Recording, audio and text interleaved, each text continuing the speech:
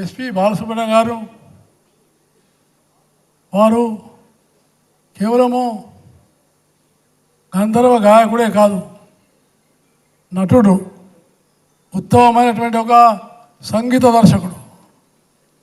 ఈ మూడు గుణాలుండి సినిమా పరంగాన్ని అద్భుతమైనటువంటి ఒక దేదీపి మానసు తీసుకురావడం బాలసుబ్రహ్మణ్యం గారు చాలా గొప్ప గౌరవం.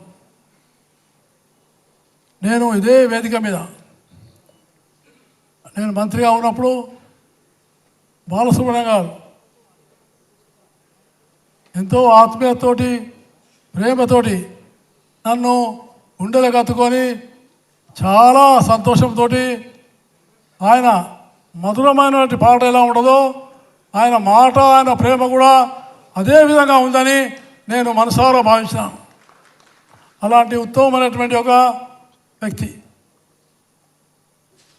ఆయన జీవితంలో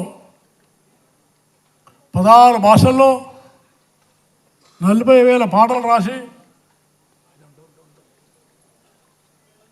సుమారుగా 50 సంవత్సరాల పాటు ఆయన యొక్క గొంతు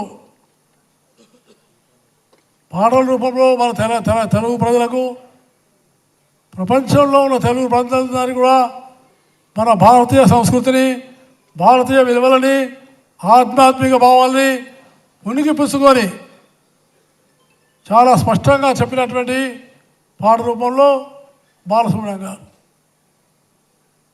ఘంటసాల గారి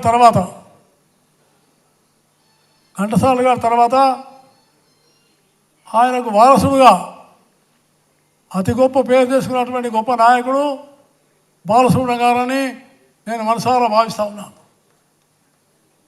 దాంతోపాటు వారి పట్టుదల, వారి సాధన, ఒంటి పట్టు, కాబట్టి ఆయన నిరంతరం సాధన చేసినాడు. అలాంటి గొప్ప వ్యక్తి మన యొక్క కార్యక్రమానికి వన్నదేవడం చాలా సంతోషమైన విషయం. నేను ఒక విషయం చెప్పదలుచుకున్నాను. ఏంటంటే నేను శంకరాభరణం సినిమా చూశాను. శంకరాభరణం సినిమాలో వారు శంకర నాద శరీర వేద విహార అనేటువంటి పాట అవుతుందో ఇది నా మనసుకు హత్తుకున్నటువంటి శివుణ్ణి ప్రత్యక్షంగా చూసినటువంటి పాటగా నేను భావిస్తూ ఉన్నాను. అలాగే రెండో పాట నాకు బాగా నచ్చినటువంటి పాట, ఆ పాట కూడా ఏంటంటే ఆయన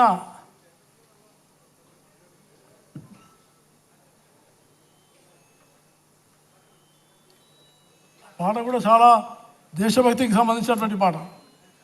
ఆ పాటలో వారు చాలా స్పష్టంగా చెప్పారు, ఈనాడు యువతకు చాలా ప్రేరణగా ఉంటుంది.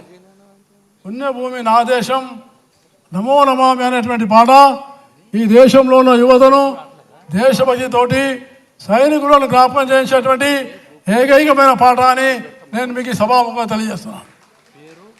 ఆ రకంగా వారు అనేకమైనటువంటి పాటలు ప్రేరణాదాయకంగా ఉంటాయి.